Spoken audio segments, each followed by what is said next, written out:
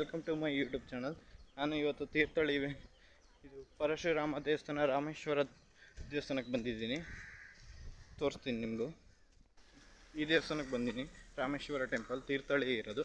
ಇದ್ರ ಹಿಂದೆ ಒಂದು ತುಂಗಾ ನದಿ ಇದೆಯಂತೆ. ಅಲ್ಲಿಗೂ ಇಷ್ಟು ಹೋಗೋಣ, ದರ್ಶನ ಮಾಡ್ಕೊಳ್ಳೋಣ. ದೇವಸ್ಥಾನ ಹಿಂಭಾಗ ಇರುವ ತುಂಗಾ ನದಿಗೆ ಹೋಗ್ತಿದ್ದೇನೆ. ನೋಡೋಣ ಬನ್ನಿ. ಕಾಣಿಸ್ತಿದೆಯಲ್ಲ, ಅದು ಪರಶುರಾಮ ಮಂಟಪ ಅಂತೆ. ಇದು ತುಂಗಾ ನದಿ ದೇವಸ್ಥಾನ ಹಿಂಭಾಗ ಇರುವುದು. ಅಲ್ಲಿದೆಯಲ್ಲ ಆ ಬ್ರಿಡ್ಜು, ಇದು ತುಂಗಾ ಬ್ರಿಡ್ಜ್ ಅಂತ ಹೇಳ್ತಾರೆ. ಇದನ್ನು ಕಟ್ಟಡವನ್ನು ಕಟ್ಟಿದ್ದು 1868ರಲ್ಲಿ, ಮುಗ್ದಿದ್ದು 1871. ಮೈಸೂರು ಮಹಾರಾಜರು ಅಂತ ಕಟ್ಟಿದ್ರಂತೆ ಹೇಳ್ತಿದ್ರು. ನೋಡಿ, ಇನ್ನೂ ಗಟ್ಟಿಮುಟ್ಟವಾಗಿದೆ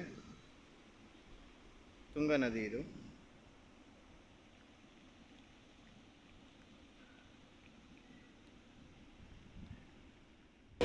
ತುಂಬ ಮಳೆ ಇದೆ, ಗಾಳಿ ಮಳೆ.